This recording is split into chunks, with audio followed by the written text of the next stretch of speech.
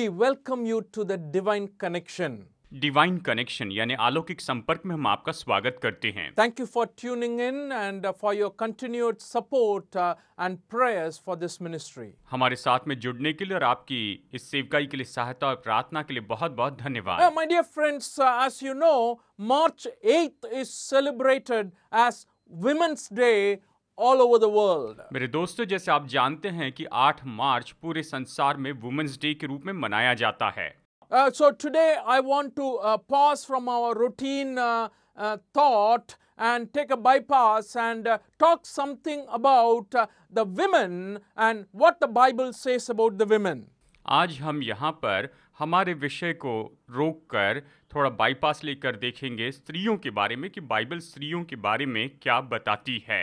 Women play a very, very important part in our lives. स्त्रियां हमारे जीवन में बहुत ही महत्वपूर्ण भूमिका निभाती हैं। And they play different kinds of roles. वो हमारे जीवन में अलग-अलग तरह की भूमिका निभाती They हैं। can be a daughter in the family. शायद वो परिवार में एक बेटी हो, They can be sister, या फिर वो बहन हो सकती can be है, wife, या पत्नी हो सकती है, like mother, या माँ हो सकती है, mother-in-law and grandmother, या सास हो सकती है, या दादी माँ हो सकती है, and also great-grandmother. और परदादी भी हो सकती हैं। So the statistics says, according to UNICEF and UN, it says women give birth to 100% of the human population.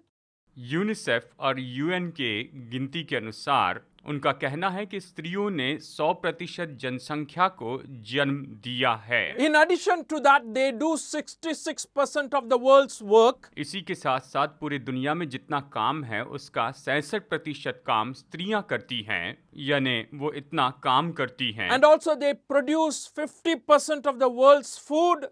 और साथ ही संसार का 50% भोजन वही तैयार करती हैं, But earn 10% of the world's income and only own less than 1% of world's property. लेकिन 10% से भी कम उनकी तनख्वाह होती है और संसार की सारी संपत्तियों में 1% से भी कम संपत्ति स्त्रियों के नाम पर हैं, यानी 1% से भी कम संपत्ति उनके नाम पर है। These informations are found in the Global Poverty Project. ये सारी जानकारी ग्लोबल पॉवर्टी प्रोजेक्ट में मिलती है। But women are very, very special for us, and that's why a day is remembered for them. And in our family, we had a girl baby born 10 months ago. खैर, मैं बता दूं, हमारे परिवार में 10 महीने पहले एक बिटिया पैदा हुई है। She is my granddaughter, and we were very, very happy when she was born. और वो मेरी पोती है, और जब वो पैदा हुई तो हम परिवार में बहुत बहुत I खुश know हुए। what joy she brings into our family these days. मैं जानता हूं कि इन दिनों में वो हमारे परिवार में कैसा आनंद लेकर आती है। Dear friends, my concern today for this program is, to understand what the Bible basically says about women and, and their role in the Bible. मेरे दोस्तों, आज मेरा विचार यही है कि हम इस बात को समझें। हम देखना चाहते हैं कि बाइबल स्त्रियों के बारे में क्या कहती है और उनकी क्या भूमिका है। Bible deals with the women with dignity, respect and honor all through. पूरी बाइबल में हम देखते हैं कि बाइबल स्त्रियों को सम्मान, आदर और इज्जत के साथ व्यवहार करती है। And we were told to treat them with respect and care. और हमें भी बताया गया है कि हम स्त्रियों का आदर करें और उनकी देखभाल करें, उनकी परवाह करें। I want to start with a very basic foundational principle with regard to women from the Bible. मैं बाइबल से स्त्रियों के बारे में बहुत ही बुनियादी ऐसा सिद्धांत बताकर शुरू करना चाहता हूँ। In the book of Genesis, when God created everything, you find in the first chapter, verse 27 itself, this idea comes out clearly that He created both man and woman in His own image. उत्पत्ति अध्याय 1 वचन 27 में हम देखते हैं कि जब परमेश्वर ने मनुष्य को बनाया तो उसने स्त्री और पुरुष दोनों को बनाया, एक ही समय बनाया। It says, so God created man in His own image. In the image of God He created him. Male and female He created them. तब परमेश्वर ने मनुष्य को अपने स्वरूप के अनुसार उत्पन्न किया, अपने ही स्वरूप के अनुसार परमेश्वर ने उनको उत्पन्न किया, नर और नारी करके उसने मनुष्यों की सृष्टि की। And it is amazing that in the creation, God did not show any distinction. You know, He created them in the same way. Image of God was put in them, both of them. देखिए, सृष्टि में ही परमेश्वर ने इन दोनों के बीच में कोई फर्क नहीं किया। उसने एक ही जैसे दोनों को बनाया, यानी परमेश्वर ने अपने स्वरूप में ही उन्हें The बनाया। same book in the Bible, as you continue further, in the 5th chapter, verses 1 and 2, you get to read like this. This is the written account of Adam's line. When God created man, He made him in the likeness of God. The second verse beautifully says, He created them male and female and blessed them. And when they were created, He called them man and woman. And that is what we read from the Bible. उत्पत्ति अध्याय 5 वचन 1 और 2, आदम की वंशावली ये है, जब परमेश्वर ने मनुष्य की सृष्टि की तब उसने अपने ही स्वरूप में उसको बनाया। उसने नर और नारी करके मनुष्यों की सृष्टि की और उन्हें आशीष दी और उनकी सृष्टि के दिन उनका नाम आदम रखा। So, at the very first creation, you understand women, or I will put it as if you want to say singular, woman is an idea of God. यानी देखिए, सृष्टि के समय से ही मैं कहूँगा कि जो स्त्री है ये तो परमेश्वर का ही विचार They है। are the creation using God's wisdom and power. ये ऐसी सृष्टि है जो परमेश्वर की बुद्धि और सामर्थ का उपयोग करती Bible है। says very clearly, when He saw Adam, He saw something was missing. Bible स्पष्ट कहती है कि जब उसने आदम को देखा तो उसमें उसने कुछ कमी देखी। Something is lacking. इसमें कुछ न कुछ कमी है, ऐसे परमेश्वर ने He जाना has to have a partner to match him, to be a companion to him. कि आदम का साथी होना चाहिए जो उसके तुल्य हो, जो उसके समान That's why हो, He created woman. और इसीलिए उसने स्त्री को बनाया। Though we are aware of the creation account, I want to tell you very, very emphatically in this place that in the creation, God did not show any distinction like how it has been developed in the past history. जबकि हम यहाँ पर उत्पत्ति को देखते हैं, मैं आपको बताना चाहता हूँ कि परमेश्वर ने सृष्टि में कोई फर्क नहीं किया, इन दोनों को समान बनाया, लेकिन हम देखते हैं कि इसमें बदलाव आया है। God did not deprive women of any importance at the time of creation. सृष्टि के समय में परमेश्वर ने स्त्री को किसी भी महत्व से वर्जित नहीं रखा, उसे दूर नहीं रखा। He said He created them male and female, and in the image of God He created them. स्पष्ट लिखा है, परमेश्वर ने अपने ही स्वरूप में उन्हें स्त्री और पुरुष के रूप में बनाया, We have made those distinctions. और मनुष्य ने ये जो फर्क है वो लाया है। And we have divided in so many ways. हमने बहुत से अलग अलग तरीकों से उसे बांट दिया In है। fact, Adam did not see the distinction. He said, She is bone of my bone and flesh of my flesh. आदम ने कोई भी फर्क नहीं देखा, उसने कहा ये तो मेरे मांस का मांस और मेरी हड्डी की हड्डी है, इस तरह आदम ने कहा। That's why in Jesus Christ, when women come, she is a daughter in Christ. She also receives salvation, and all the blessings that come through Jesus Christ, they are part of. There is no exemption. और इसीलिए जब भी कोई स्त्री यीशु के पास में आती है तो वो यीशु की बेटी होती हैं और वो उसके आशीष को प्राप्त करती हैं, और इसलिए स्त्री और पुरुष में कोई भी फर्क नहीं होता है। We have created a division. हम मनुष्यों ने ये फर्क बनाया है। We have created inequality between genders.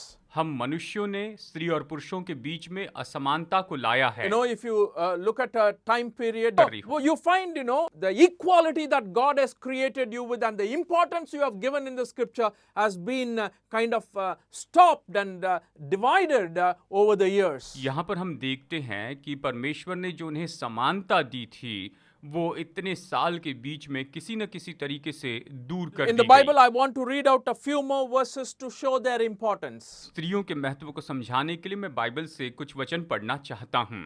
In the book of Proverbs, chapter 19, verses 14, it says like this, Houses and wealth are inherited from parents, but a prudent wife is from the Lord. नीति वचन 19:14 कहता है, घर और धन पुरखाओं के भाग से, परंतु बुद्धिमती पत्नी यहोवा ही से मिलती है।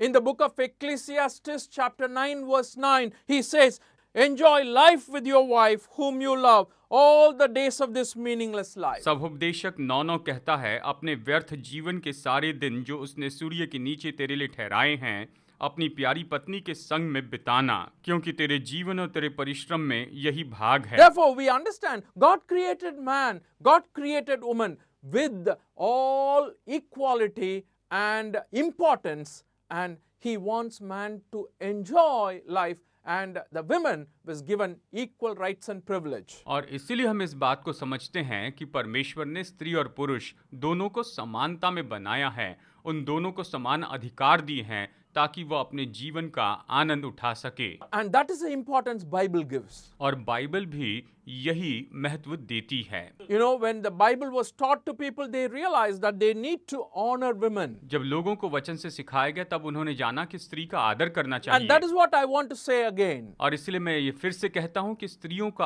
आदर किया जाना And चाहिए। Scripture teaches us to honor women in every way. और वचन हर तरह से स्त्रियों का आदर करने के बारे में हमें सिखाता है। You know, it is very difficult, you know, if I am coming from the Jewish background, you know, the Bible, the New Testament, having, you know, the background of the Jewish people, they say during the New Testament period and in the Jewish context, Pharisees and other religious leaders prayed at least 3 times a day. देखिए, नए नियम में ये खास बात है, जबकि यहूदी परंपरा जो कि हम पुराने नियम में देखते हैं, ऐसे कहा जाता है कि फरीसी दिन में 3 बार प्रार्थना किया करते थे। वो एक दिन में 3 बार प्रार्थना करते थे। It is said that they always thank God for these 3 things. और ऐसा कहा जाता है कि वो हमेशा परमेश्वर को इन 3 बातों के लिए धन्यवाद दिया करते थे। And the first thing is, God, thank you that I am a Jew and not a Gentile. सबसे पहले परमेश्वर, मैं आपका धन्यवाद करता हूँ कि मैं यहूदी हूँ, मैं अन्य जाति नहीं हूँ, इसलिए धन्यवाद देता हूँ। ऐसे वो परमेश्वर से कहते। Also they say, God, thank you that I am free and not a slave. और साथ में वो ये भी कहते कि परमेश्वर धन्यवाद कि मैं स्वतंत्र हूँ, मैं गुलाम नहीं हूँ। And finally they say, God, thank you because I am a man and not a woman. और वो आखिर में इस तरह से कहा करते थे कि परमेश्वर आपका धन्यवाद कि मैं स्त्री नहीं हूँ, मैं पुरुष हूँ। You know, the point I want to make here is, it is in this background and in this context, Bible tells clearly, honor women. यहाँ पर मैं ये बताना चाहता हूँ कि ऐसे पृष्ठभूमि में बाइबल स्पष्ट बताती है कि स्त्रियों का आदर And कीजिए। 1 Peter chapter 3 verses 7.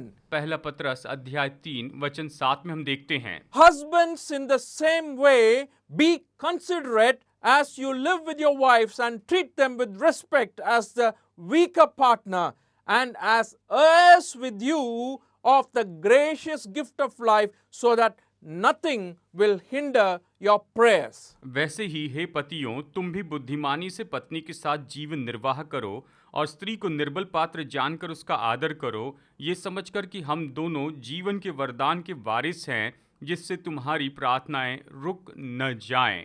इस तरह से ये वचन हमें बताता है। So you can imagine at the background of their mind, you know, there are some people, they are religious leaders, they were praying, oh Lord, thank you that I am a man, not a woman. Yet at the same time, Bible tells, treat the women, treat the wife with respect, treat the wife with honor. यानी आप जरा सोच के देखिए, जबकि उस समय के धार्मिक अगुवे इस तरह से सोचते थे कि धन्यवाद परमेश्वर कि मैं स्त्री नहीं पुरुष हूँ, लेकिन उस समय बाइबल ये सिखाती है कि स्त्रियों का आदर करें, उनके साथ आदरपूर्ण व्यवहार करें। ये शिक्षा बाइबल हमें देती The है। same thing Apostle Paul continues also in Ephesians chapter 5 verse 25. Husbands, love your wives just as Christ loved the church and gave himself up for her. पौलुस भी इफिसियों अध्याय 5 वचन 25 में बताता है कि हे पतियों, अपनी पत्नी से वैसे ही प्रेम रखो जैसे मसीह ने कलीसिया से प्रेम रखा और उसने अपने आप को उसके लिए दे दिया। And in the book of Proverbs 31:10 it says, a wife of noble character who can find?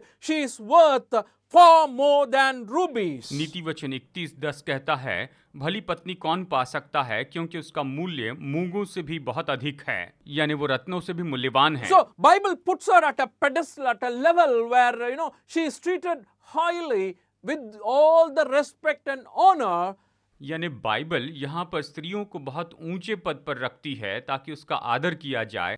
And even in the New Testament, you find when Jesus was doing ministry, we find a lot of women helping Jesus, assisting Jesus, and Jesus also honored them in every way possible. और नए नियम में हम देखते हैं कि जब यीशु सेवकाई कर रहे थे तो बहुत सी स्त्रियों ने उसकी मदद की, उसकी सहायता की, और हम देखते हैं कि यीशु ने उनके साथ आदरपूर्ण व्यवहार In the किया। Gospel of Luke 8 chapter we read like that. लूका रचित सुसमाचार अध्याय 8 में हम इसके बारे में And पढ़ते a हैं। lot of list of names are given there, and 8:3 says, I will read only one verse because of time. Joanna, the wife of Cusa, the manager of Herod's household, Susanna, and many others. These women were helping to support them out of their own means. यहाँ पर हम एक ही वचन पढ़ेंगे, लूका अध्याय 8 वचन 3। और हेरोदेस के भंडारी खूजा की पत्नी योअन्ना और सुसन्ना और बहुत सी अन्य स्त्रियां ये अपनी संपत्ति से उसकी सेवा करती थी। इस तरह ये वचन हमें बताता है। And when Jesus' ministry, you can find a lot of women, they opened their homes for Jesus. हम यीशु के सेवकाई में देखते हैं कि बहुत सी स्त्रियों ने अपने घरों को यीशु मसीह के लिए खोल दिया। In the 10th chapter of Luke, we read about Martha and Mary. लूका अध्याय 10 में हम मार्था और मरियम के बारे में भी पढ़ सकते हैं। And they invited Jesus to their home. उन्होंने यीशु को अपने घर में आने का न्योता They दिया। opened their home to Jesus. उन्होंने अपना घर यीशु के लिए खोल दिया। And when Jesus was there, he was teaching them, he was speaking to them, and Mary was sitting at Jesus' feet and listening to his word. यीशु वहां पर लोगों को उपदेश दे रहे थे, सिखा रहे थे, और मरियम जो है वो तो यीशु के चरणों के पास बैठकर सुन रही And थी। Martha was taking care of the physical needs. She was cooking for और Jesus. मार्था वहां पर यीशु मसीह के लिए भोजन तैयार कर रही Yeah, थी। all these really show to us that they were very, very actively involved in the ministry of Jesus Christ, and Jesus Christ honored them in every way. और ये सारे वचन हमें बताते हैं कि वो यीशु मसीह की सेवकाई में बहुत ही सक्रिय रूप में काम कर रहे थे और हर तरह से यीशु ने उनका आदर किया। And that shows, even today, as you see, a lot of women are involved in the ministry. और ये हमें बताता है, यहाँ तक कि आज देखिए बहुत सी स्त्रियां सेवकाई में जुड़ी हैं। The women played a vital role in the ministry, as you see in the first century. जैसे आप पहली सदी में देखते हैं वैसे ही स्त्रियां सेवकाई में बहुत ही महत्वपूर्ण भूमिका निभा रही हैं। After Jesus died and he rose again from the dead, he appeared to different people for 40 days and 40 nights. यीशु के मरने के बाद जब वो जी उठे तो वो 40 दिनों तक बहुत से लोगों के सामने प्रकट हुए थे। And one of the things he said was, you go and wait in और Jerusalem. यीशु ने एक बात कही कि तुम जाओ और यरूशलेम में रुके रहना, And the power will come. You will be clothed with power. और तुम सामर्थ पाओगे, तुम पर सामर्थ आएगी। So in that context, we get in the book of Acts chapter 1 verses 13 and 14, इस तरह से हम प्रेरितों के काम अध्याय 1 वचन 13 और 14 में देखते हैं। when they arrived, they went upstairs to the room where they were staying. Those present were Peter, John, James and Andrew, Philip and Thomas, Bartholomew and Matthew, James son of Alphaeus, and Simon the Zealot, and Judas son of James. Listen carefully to this verse, 14th verse. They all joined together constantly in prayer along with the women and Mary the mother of Jesus and with his brothers. जब वे वहां पहुंचे तो उस अटारी पर गए जहां पतरस और यूहन्ना और याकूब और अंद्रियास और फिलिपुस और थोमा और बरतुल्मै और मत्ती और हल्फई का पुत्र याकूब और शमोन जिलोतेस और याकूब का पुत्र यहूदा रहते थे। और फिर वचन 14 में देखिए, ये सब कई स्त्रियों और यीशु की माता मरियम और उसके भाई के साथ एकचित होकर प्रार्थना में लगे रहें। ये सब एक साथ प्रार्थना में लौलीन रहे। So the church was about to begin, and you can see the lot of disciples' names are mentioned, but you find many women were there. यहाँ कलीसिया की शुरुआत होने वाली थी। आप पाते हैं यहाँ पर बहुत से चेले थे और उनके साथ में यहाँ पर स्त्रियां भी थी। Mary, the mother of Jesus, was there. यीशु की माता मरियम वहां पर थी। As you continue in the book of Acts, my dear friends, you will find a lot of references. In the 9th chapter, you will find a disciple named Tabitha, who was doing good and helping to the poor. जैसे हम आगे बढ़ते हैं, प्रेरितों के काम में ऐसे बहुत से स्त्रियों के नाम देखते हैं। प्रेरितों के काम अध्याय 9 में तबीता के बारे में बताया And है। in the book of Acts chapter 12 verse 12, you also find, in the house of Mary, the mother of John, also called Mark, they were gathering and praying. प्रेरितों के काम अध्याय 12 वचन 12 में हम पाते हैं कि यूहन्ना की माता मरियम के घर वहां पर वो सब लोग प्रार्थना कर रहे थे। And in the book of Philippians, Paul writes about the many women who contended with him for the sake of the gospel. फिलिपियों की पत्री में प्रेरित पौलुस कहता है कि बहुत सी स्त्रियां सुसमाचार प्रचार में उसकी मदद किया करती थी, उसकी सहायता करती थी। Looking at all of them, I can honestly say their role in the Christian ministry also is appreciable in the Bible. यहाँ पर इन सारी बातों को देखकर मैं यही कहूंगा कि मसीह सेवकाई में उनकी जो भूमिका थी बाइबल में उसकी सराहना की गई है। God gives them equal honor. परमेश्वर उन्हें एक तुल्य या एक समान आदर देते हैं। And Bible teaches all of us today to honor them. और बाइबल हम सबको सिखाती है कि आज हम उनका आदर करें। You see a vital role played by the women in the ministry of the early शुरू के church. चर्च की सेवकाई में हम देखते हैं कि स्त्रियों ने बहुत महत्वपूर्ण भूमिका And निभाई। today you also find a lot of women are involved in ministry. और आज भी हम देखते हैं कि बहुत सी स्त्रियां सेवकाई में जुड़ी हुई If हैं। you look at our church, it will be 60-40. आज अगर आप चर्च में देखें तो ये 40 और 60 के गुण में दिखते हैं। 60% of people are women यानी 60% स्त्रियां होती हैं and 40% are men. और 40% पुरुष होते हैं। And I told the church many a times like this. मैं चर्च में कई बार इस तरह से कहता हूँ Even in heaven, there will be lot of women. कि स्वर्ग में भी निश्चय ही बहुत ज्यादा स्त्रियां होगी। You know why? जानते हैं क्यों? It's because they were the ones who were seeking God while on earth, and Bible very clearly promises it is those who seek Him here, those who believe Him here will also be there. Bible यानी परमेश्वर का वचन हमें स्पष्ट बताता है कि जो लोग इस पृथ्वी पर रहते हुए परमेश्वर को खोजते हैं, जो यहाँ पर परमेश्वर को खोजते हैं, वो वहाँ पर परमेश्वर के साथ होंगे। As we celebrate Women's Day, how to honor them today? और जैसे हम वुमेन्स डे मना रहे हैं, हमें उनका आदर करना चाहिए। Jesus very, very clearly showed that respect them, honor them, give them the dignity. यीशु ने बहुत स्पष्ट रूप में कहा कि स्त्रियों का आदर करें, आप उनका सम्मान करें, आप उन्हें आदर दें। But I want to tell you very clearly this one thing. एक बात मैं आपको बहुत स्पष्ट रूप में बता देना चाहता हूँ। It is Jesus who broke all the barriers. देखिए, ये तो केवल यीशु मसीह हैं जिसने सारी रुकावटों को दूर कर दिया है। The barriers of indiscrimination. यानी लोगों के बीच में बड़ा या छोटे का जो फर्क है दूर किया। The barriers of upsetting God's plan. Jesus came and sorted it out. परमेश्वर की योजना में इस तरह से बड़ा या छोटा लेकर आना, यीशु ने इन सारी बातों को दूर कर It दिया। is when the gospel came into any place, any country, any locality, they started giving dignity and honor to women. जिस किसी देश में, जिस किसी जगह पर सुसमाचार आया, तब से उन्होंने स्त्रियों को आदर देना शुरू किया। And that is the comfort we have from God's word today. If you are a woman, congratulations to you. Happy Women's Day. परमेश्वर के वचन से आज हम यही सीख सकते हैं। अगर आप स्त्री हैं तो आपको बहुत बहुत अभिनंदन। वुमेन्स डे आपके लिए बहुत मुबारक If हो। you're a man, you've been watching this program, I want to tell you,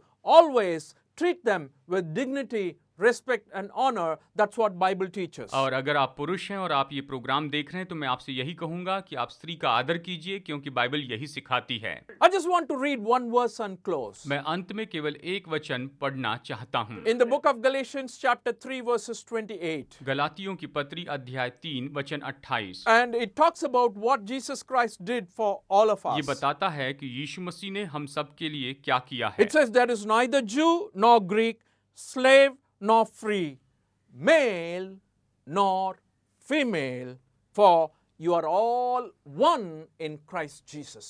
अब न कोई यहूदी रहा और न यूनानी, न कोई दास न स्वतंत्र, न कोई नर न नारी, क्योंकि तुम सब मसीह यीशु में एक हो। What an amazing truth, ये सच में कितनी अद्भुत ऐसी सच्चाई है। brought out in its simplicity, clarity. ये तो बहुत ही सरल रूप में और बहुत ही स्पष्ट रूप में बताई गई है That is, in Jesus Christ, there is no distinction. कि यीशु मसीह में कोई भी फर्क नहीं है। Of course, in the world, you may have distinctions of positions and power, etc., because of gender bias. हो सकता है कि संसार में स्त्री और पुरुष के इस बात के कारण शायद अलग अलग उन्हें अधिकार दिए गए हैं। But in God's eyes, spiritually, when He sees you, He broke all that. You know why? He died for you to do that. लेकिन परमेश्वर की दृष्टि से अगर आप देखें तो आप सब एक समान हैं। इसके पीछे कारण क्या है पता है?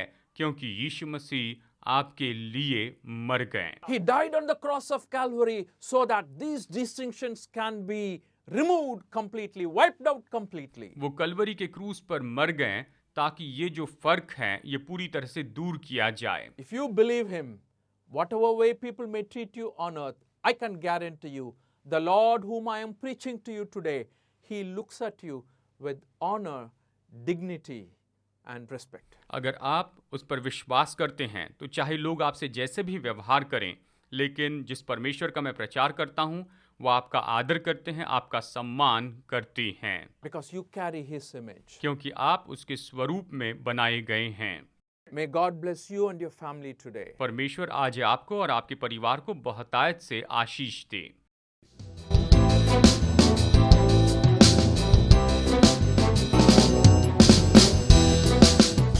Study the Word of God in a private and personal way through our online study website. Contact number